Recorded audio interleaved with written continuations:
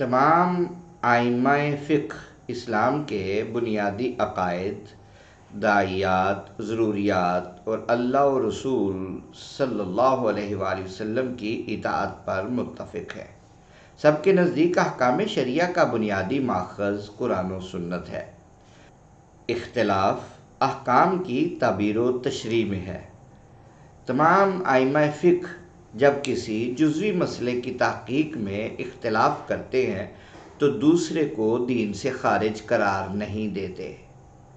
یعنی آج کے دور میں جو مولوی ایک دوسرے کو مخالف ہوتا ہے اسے دین سے ہی خارج کر دیتے ہیں، ائمہ فقہ ایسا نہیں کیا کرتے تھے، بلکہ جماعت المسلمین پر چھوڑ دیا کرتے تھے کہ وہ دونوں آراء میں سے جس کو چاہے قبول کر لیں۔ یہ اختلاف فروعی اختلاف کہلاتا ہے۔ اس کی بہت سی وجوہات ہو سکتی ہیں۔ کبھی یہ اختلاف قرآن کریم کی قرأتوں کے مختلف ہونے کی وجہ سے ہو سکتا ہے، کبھی حدیث نہ پہنچنے کی وجہ سے ہو سکتا ہے، کبھی دلائل میں ایک دوسرے کے ساتھ تعارض کے وقت کس کی کیا ترجیح ہے اس ترجیح کی بنیاد پر بھی ہو سکتا ہے، اور کبھی نص کو سمجھنے اور اس کی تفسیر میں اختلاف کی وجہ سے بھی ہو سکتا ہے۔ یعنی ایک ہی چیز کی پرسیپشن دو افراد کی مختلف ہو سکتی ہے چیز کو سمجھنے کے اعتبار سے۔ ائمہ کرام جو تھے ان کی جو علمی اختلاف تھے ان کی چند ایک مثالیں میں آپ کے سامنے پیش کرتا ہوں تاکہ آپ کو سمجھ میں آئے کہ اختلافات کی بنیادی وجہ بنی کیا تھی۔ مثلا قرآن کریم کی جو قرأت ہے اس میں بھی اختلاف پایا جاتا ہے۔ فقہاء کرام کے درمیان فروعی مسائل میں اختلاف کی ایک وجہ قرآن کریم کی قرأتوں کا مختلف ہونا ہے۔ آپ دیکھتے ہیں بعض دفعہ قراء حضرات 7 قسم کی طرزیں لگاتے ہیں، ان میں سے بعض دفعہ کچھ طرزوں سے کچھ اعراب سے معنی بدل جاتے ہیں۔ اس کی ایک مثال وضو میں پاؤں دھونے اور پاؤں پر مسح کرنے کے مسئلے میں اختلاف ہے۔ اللہ تعالیٰ نے قرآن پاک میں ارشاد فرمایا یا ایھا الذین آمنوا اذا قمتم الی الصلاۃ فاغسلوا وجوہکم وایدیکم الی المرافق وامسحوا برؤوسکم وارجلکم الی الکعبین۔ اے ایمان والو، جب تمہارا نماز کے لیے کھڑے ہونے کا ارادہ ہو تو وضو کے لیے اپنے چہروں کو اور اپنے ہاتھوں کو کوہنیوں سمیت دھو لو اور اپنے سروں کا مسح کرو اور اپنے پاؤں بھی ٹخنوں سمیت دھو لو۔ یہ سورہ المائدہ کی آیت نمبر 6 ہے۔ اب اس آیت مبارکہ میں لفظ استعمال ہوا ہے ارجلکم۔ اس میں لام پر زبر پڑھنے کی یعنی زبر جو ہے وہ پڑھنے کی قرأت مشہور ہے کہ لام پر زبر پڑھا جائے یعنی ارجلکم پڑھا جائے۔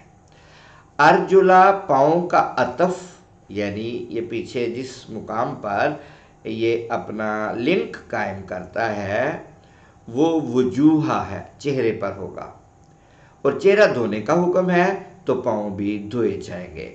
لیکن ایک قرأت میں ارجلکم بھی پڑھا گیا ہے یعنی لام پر زیر کے ساتھ۔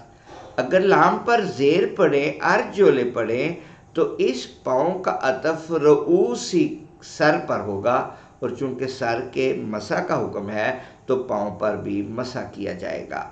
اس طرح قرأتوں کے اختلاف کی وجہ سے احکام کی تعبیر میں اختلاف ہو گیا۔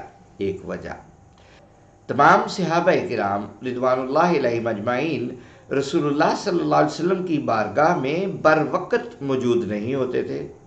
مثلا کام کاج پہ بھی کوئی گیا ہوتا تھا، بعض کی فقط ایک ہی ملاقات ہوئی، بعض کو سفر میں آپ کی قربت نصیب ہوئی، بعض نے بہت کم وقت آپ کے ساتھ گزارا، بعد میں کسی دوسرے علاقے میں چلے گئے اور ملاقات کا موقع میسر نہ آیا۔ اب اس کی ایک سادہ سی میں بات آپ کو کہہ دوں، مثال کے طور پر نبی اکرم صلی اللہ علیہ وآلہ وسلم نے خیبر کے موقع پر گدھوں کے گوشت کو کھانے کو حرام قرار دیا۔ اب وہ صحابہ کرام جو خیبر سے پہلے رسول اللہ صلی اللہ علیہ وآلہ وسلم سے ملے اور اپنے اپنے علاقوں میں چلے گئے اس وقت ابھی گدھے کا گوشت حرام نہیں تھا، تو میں آپ سے سوال پوچھوں گا کہ کیا وہ جا کر گدھے کے گوشت کی حلت کی بات نہیں کرتے ہوں گے؟ یا رسول اللہ صلی اللہ علیہ وسلم کی زندگی کے واقعات سناتے ہوئے لوگوں کے معاشرت کے اور حلت اور حرمت کی جب بات کرتے ہوں گے تو کیا وہ گدھے کی حرمت کی حدیث بیان کر سکتے ہوں گے؟ تو قطعی نہیں۔ تو تمام صحابہ کرام کے حالات و واقعات اور رسول اللہ صلی اللہ علیہ وآلہ وسلم کے فرامین، ان کا علم تمام صحابہ کو پھر ایک جیسا بھی نہیں تھا۔ جسے جتنا علم ہوا اس نے اتنا ہی آگے پہنچا دیا۔ بعد میں اگر کوئی حکم تبدیل یا منسوخ ہوا تو پھر اس وقت یہ گلوبل ویلیج نہیں تھا، ذرائع ابلاغ جو تھے ان کی عدم دستیابی کی وجہ سے بعض دفعہ کئی سال تک ایک دوسرے کو معلومات کی اور ایک دوسرے کو حدیث پاک کی وہ خبر پہنچا ہی نہیں سکتے تھے۔ یہ کیفیت تابعین کے دور میں بھی پیش آئی، جو ائمہ فقہ کے اختلافات کی وجہ بن گئی۔ تو بات آپ کو سمجھ میں آئی۔ دوسری وجہ یہ ٹھہری کہ بعض دفعہ بعض روایات بعض تک نہ پہنچی اور ان تک جو کچھ پہنچا انہوں نے وہ بیان کر دیا، تو یہ بھی اختلاف کی ایک بہت بڑی وجہ بن گئی۔ تیسری وجہ یہ ہے کہ روایات واقعتاً روایات ہیں کہ نہیں، اس میں بعض دفعہ شبہ واقع ہو جاتا تھا۔ ائمہ فقہ کے سامنے جب کوئی حدیث بیان کی جاتی تو اس کی جرح و تعدیل، جس کو جرح و تعدیل کہتے ہیں حدیث پاک کا، یہ اصول حدیث کا ایک فن ہے، اور راوی سے اس کا ثبوت طلب کرتے۔ اگر حدیث کا ثبوت مل جاتا تو اس پر عمل کرتے، ورنہ موقف اختیار کرتے، یا جو دلیل ان کے حساب سے زیادہ قوی ہوتی اس کی طرف وہ اپنا موقف ڈال دیا کرتے تھے۔ ایک حدیث ہو سکتا ہے کسی امام کی تحقیق کے مطابق ثابت ہو اور دوسرے کی تحقیق میں پایہ ثبوت کو نہ پہنچے۔ یوں روایات کے ثبوت میں اختلاف بھی ائمہ کے درمیان اختلاف کا سبب بنا۔ یہ تو آپ روزمرہ کی زندگی میں بھی ایسا مشاہدہ کر سکتے ہیں کہ کسی آدمی کو آپ قابل اعتماد سمجھتے ہیں اور دوسرا آدمی اسی آدمی کو قابل اعتماد نہیں سمجھتا۔ تو ایسے ہی حدیث پاک میں بھی بعض کے نزدیک جب جرح و تعدیل کی تو کئیوں کے نزدیک وہ والا فرد جس نے روایت کو آگے پہنچایا تھا وہ ثقہ تھا، اور دوسروں کے نزدیک وہ ثقہ نہیں تھا۔ لہذا جس کے نزدیک ثقہ تھا اس نے اس کی روایت پر اعتماد کر لیا، اور جس کے نزدیک وہ ثقہ نہیں تھا اس نے اس کی روایت کو چھوڑ دیا۔ لہذا یہ وجہ بھی بن گئی اختلافات کی۔ یہ تیسری وجہ تھی۔ چوتھی وجہ کہ جب نص آ جاتی ہے تو اس کو سمجھنے اور اس کو تعبیر کرنے میں بھی، یعنی اس کو مفہوم سمجھنے میں بھی اختلاف ہو سکتا ہے۔ بعض اوقات کتاب اللہ یا سنت رسول اللہ صلی اللہ علیہ وآلہ وسلم میں موجود کسی حکم کے مفہوم، مزاج اور روح کو سمجھنے میں فقہا کے درمیان اختلاف ہو جاتا ہے۔ اس صورت میں جو امام جس مفہوم کو مقاصد شریعت سے زیادہ قریب دیکھتا ہے وہ اسی کو اختیار کر لیتا ہے۔ یہ چوتھی وجہ۔